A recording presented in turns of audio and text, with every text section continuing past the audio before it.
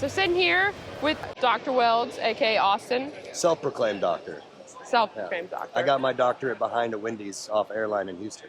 Ah, okay. His name was Chad. Chad? Yeah.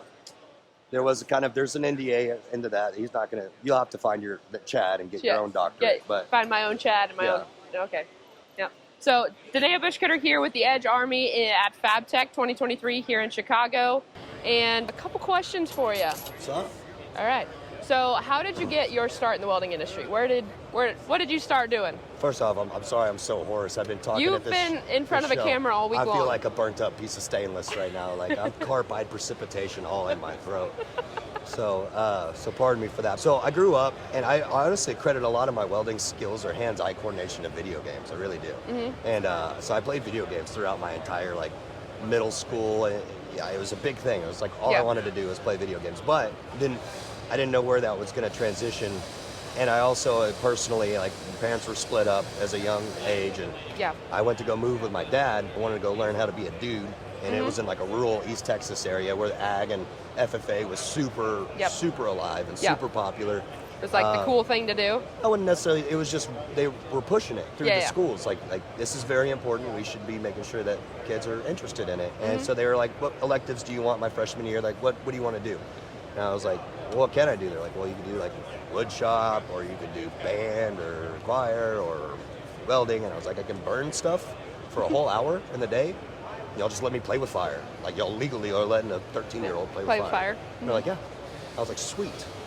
Well, got in there. Some people were like, hey, you're actually decent at this. You seem to have some skills. Let's go to these competitions and participate. Skills USA, all that kind of stuff. And that started the passion. Mm-hmm. So you mentioned Skills USA. Did you compete? Mm-hmm. What did you compete in when you were in school? I competed in when I left high school to college at the college level. Texas Tech Technical College was where I went to school and got my associate's degree, all that good stuff. Skills USA was just, I like competing, friendly competition, and just knowing where you're at with other people. It just, same thing when you're in welding school. You should really connect with your other students that you're working side by side with, not only because friendly competition's good and you can make each other better, but those people are the people that are going to be in the field later that could potentially get you a job. Yep. So you should always get everyone's phone number while you're in welding school. Yes. Or at least you can probably see if you're serious about it, find the people that are. Yes. Yep. Right? So that really helps. But as far as competing in skills, I did it for 2 years. We got second place in state once, and I was pretty salty about it. I was like, and it was because it was a team build. We built a Fab team? Yeah, Fab team build, and it was a grill, a small pit, and everything was to specs and tolerances. And the little around the door, I don't know what you want to call it. But that little piece of strap or whatever that goes around the edge. Around. We were supposed to do some intermittent fillet welds, and they were pretty. But they weren't the intermittent fillet. And we finished so much faster than everyone else, but it didn't matter. We didn't follow the print. That's unfortunate. Yeah, but that's real world stuff. Yeah, 100% is. Yeah, you might lose your job over that. Or we're just grinding, right? Yeah. They're going to be like, you got to fix it now. Yep. And now it's double work. It's going to take twice as much time. Yep. All that stuff. So, again, it's learning experiences. So I really appreciated the competition through school. Yeah. I did Skills USA when I was in college, going through welding school, and it was probably one of my favorite things. And being on the instructor side of things, it was so cool to take my students to Skills USA and then, kind of teach them how valuable it is. Though, 100%. Don't even get me started on that. But all things aside, all the stress aside, it's probably one of the most rewarding things. The medals are cool, but just to gain the experience, some of my students that I've taken have never even left the state of Kansas. So being able to take them out, maybe get them on their first airplane ride, all of that. Really cool. It's super cool to be a part of. It's a big experience thing. Well, and as well as learning real world stuff. Skills USA is it's very technical. Yes. You can't just, it's not like, well, here's a groove weld and we'll grade your groove weld like it would be in welding school. No, this is extremely technical stuff. Yep. And it really, that's what I think we're missing in this industry, right? Mm-hmm. I said it 100 times, I'll say it again. There's no shortage of welders in this industry. There isn't. Everyone's a welder. Mm-hmm. Everyone's been through welding school. They got some sort of training or whatever. Everyone's a welder. It's quality, knowledge, and just continued education. Skills USA starts you out. Get in with AWS and start following those, utilizing these tools to grow your professional. It's the welders that are just there and they're just like, I just want to weld pipe for a living. it's so boring. There's so much stuff to do. There's so much more to the industry. So much. So much. I mean, I learn something new all the time. That's my theory in my whole life in welding, and I really love where I'm at now as Weld.com and being able to experience new things, try new things, and just be curious and do it. Like, I fancy myself a welder, but there's times where I'll go somewhere where I get humbled really freaking quick because it's just something completely new. Yeah. But these people are doing it, and they're making good money. They're like killing it. Yeah. So it's like, why put yourself in a bubble when if you pop it, man, there's so much opportunity. There's so much to it. You had formal training in welding. So was it a 1-year program, 2-year program? It was the 2 years. So again, I did like 3 years in high school and did competitions, but that's like a high school shop teacher put it on a PowerPoint and then until you go play in the shop. Yeah. So there's not really formal training. It was just like, don't hurt yourself. Yeah. But as far as the TSTC, going there and getting the 2-year associates, like I wanted the college experience, so I didn't go for the 7-month program or short. I wanted to be a college kid. It was in a college town. You wanted that experience, which I think that experience is good. It's valuable. It teaches you some life things. Well, and also it was 7.5 months it's not enough freaking time to learn, one, what you want to do, and two, be good at it. Yes. It's just not enough time. The schools are, I mean, they're trying to get you like into welding, and then you try so many different things, you never really get good at one. The 2 years was nice because you're able to, one, there's a lot of theory involved with the associate's degree, so you learn the why. You learn the why to everything. And the why and the technical reasons why that you do it. That's why metallurgy to me is really fascinating. It's boring as get out. Oh, super boring, but oh my gosh, it's fascinating. It's super fascinating. And when you can connect the actual experience of you doing the manual stuff and then relate it to the what's actually happening in the science, it's cool. Yes. You're like, that's science, bitch. That's cool. Yeah, like in all of my classes starting out, I do pretty entry-level stuff, like entry-level electricity, and like I always tell my students, you didn't show up to class thinking you were going to be an electrician for the day, did you? Yeah. It's like welding, there's so many different things, It electricity, you can be a scientist if you're doing, metallurgy. I mean, there's so many different little things. So many different directions you could go. Yes. If you just look. Yeah, right? You get out of that bubble, pop that bubble. Exactly. So what did you do for work once you got out of school? The first job out of school, I still wanted to be a college kid because I was 2 years in, and I still had friends in college. But there was a company came to this school that I was at. It's called RVS, Refrigerating Valves and Systems in Bryan College Station. They came into Waco. They said, hey, we're looking for some welders. You barely need any experience. This is what we do. We start at this pay, and we're in Bryan College Station. I was like, cool. I want to work there just because me and like 4 other guys got hired on there. It was crap pay, honestly. But we were starting point though too. It was a starting point, and we were in a college town as college kids, but not going to school. We were just making money. But it was fun, right? The first job, it really taught me a lot. I feel like the first jobs out of school, one goal of mine is to show what's out there. Yeah. Versus the coupon videos or how to weld. We still want to do all that kind of stuff. I want to go to locations because as a student, you don't know what it's like until you're there. Correct. You know as much as the weld test, and even the weld test can be really intimidating, right? Yeah. Because you're in a new place, you're in an unfamiliar environment. It's just new. So I want to be able to go to these places and be like, this is what it's like to build a pressure vessel, or at least weld a long seam or put a head on. Yeah. Like they gave me an overhead 25-ton overhead crane to this kid who's never used one and said, pick up this vessel head that weighs like 2 tons and walk it down the shop. That's a lot of knowledge. If you don't rig it up, someone can get hurt. Yeah, absolutely. I mean, they showed me, like, put it in there, use a shackle like this, use a strap like this, hook it up, pick it up, make sure it doesn't do whatever it did. My little ass was, like, picking up this big old vessel head. It's like a bowl. It's like a big bowl, right? Mm-hmm. I go to pick it up, and it mostly goes straight, but it starts to kind of slowly spin. And I don't think, I'm like, oh, I'm going to try to stop it. So I go to grab this 2-ton piece of steel that's spinning, and I weigh like 160 pounds wet and wearing boots, and it just throws me across the shop. Everyone watched me do it. They all had a good laugh. Do that again. But it was like that kind of stuff is where I started.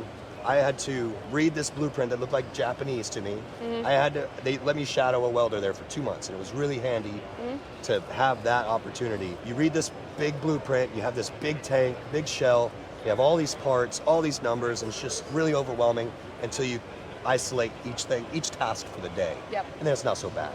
But you read the print, you lay out the shell, you cut the holes, you bevel it, clean it, you fit the pipe, weld the pipe, and then you clean it after that. So you're your own layout, fitter, welder, helper, all of the jobs, right? And then they would come across and they would visually inspect it, then they would use some UT and even X-ray, like 3 levels of inspection for these vessels. I mean, how much would you want to get paid to be? This is mostly pulse MIG and TIG. Again, you're your own. You lay this thing everything. out. You're everything. I would say you're at least in the 30s, if not higher than that. And this is again X-ray, UT. So probably closer to 40 or 50, probably. If not, I mean, in my area, that's where it would go. $14.50 an hour. Oh my gosh. Yeah. That would be like, in a typical shop like that, that to me would be like the guy cleaning your toilet kind of situation. It was wild, and it wasn't like, they told us the weld test to get in was an 8-inch pipe with a backing ring, rolled on a positioner with pulse MIG. Very easy test, sit in one place, let it roll. It's good. Done. Wasn't hard, but they said we have like 10 or 12 more tests that you could take to like level up. So everyone started at like $14 an hour. Throughout the year, I tested on like 5 or 6 different tests. Anything they'd let me test, I would test. And I started having all these more responsibilities, all that good stuff, and then it finally came time for my review, and they gave me 50 cents, and so I left. I don't blame you. Yeah. I think I would have left too. I hate to say it sucks that they did pay me so little, but I learned so freaking much. But that job sounded like you learned all kinds of things. So much.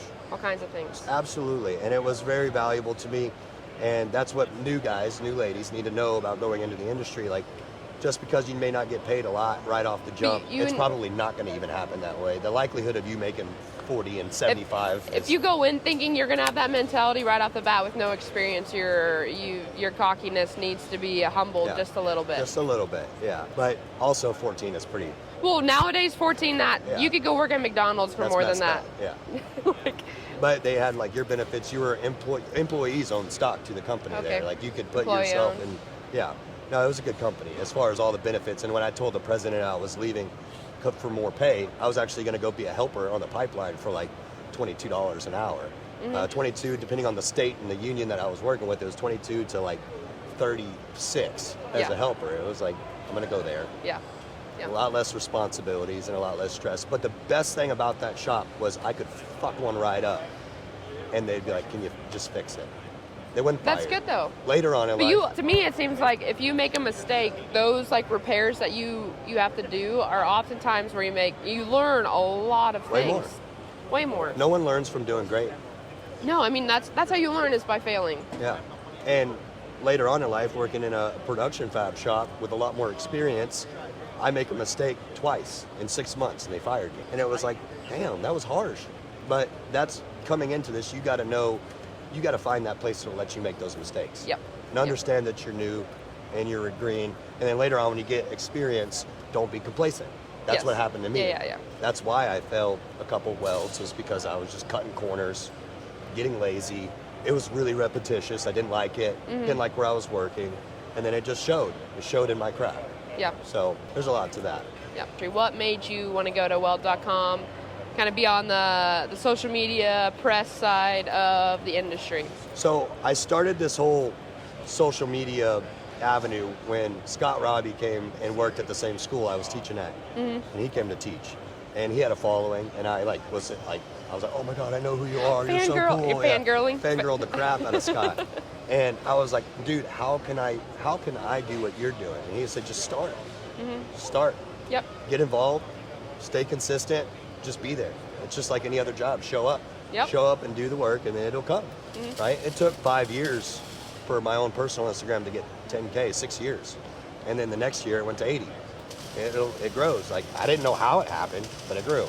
And then Weld.com found me, and now I'm where I'm at. And there's still like stuff that I worry about as a welder that like I almost want to tell Weld.com, like, hey, can we batch a bunch of content and kind of have it stored and then let me do like a 4-week shutdown somewhere so I can stay relevant? Yeah, stay up with your craft. It's like I don't want to be known as a YouTube welder. I want to be known as a welder, right? So that's one thing that in this new position, I'm so happy where I'm at, and it's a blessing to be able to do what I do, work from home, come home every night to my family and my daughter, and that's what's really important to me. This job's given me that opportunity, and I love that, but I still want to know what's new. That's what's great about Fabtech. You get to see all these new things, but I want to use them in real applications. Yeah. Right? I don't want to just play with it on a T-joint. I want to like use it. Go out in the world and actually build something. And that's where I really want, and part of my goal going through my welding career from pressure vessels, then to pipeline, then to production, then to education, And then to new construction, I wanted to try something different every time that I was ready to make a change. Had to change. Get my CWI, further my education, get more involved with AWS. Start looking at what your chapter is doing. Like, learn more. What's next? Yeah. That's my motto. What's next? Like, when you're like really happy with where you're at, and you're like, this is good. You gonna stop? 29 years old, am I gonna just sit here and this is all, I'm good with this right here? Nothing more? I don't wanna do anything else? That shouldn't be the mentality for anyone. No, it shouldn't. We only got one life, man. What's next? What are you gonna do next? Exactly. I always tell people to learn something new every day. In the welding world, that's super easy to do because it's so massive. I mean, you can go every which way with that, for sure. There's too much to know, and you'll never learn it all. And that's the beauty of this industry is if you have the hunger and the gumption to go find it, you're gonna find it and you're gonna learn something new. And then 10 years down the road, you're just some freaking super smart person that knows a lot about welding.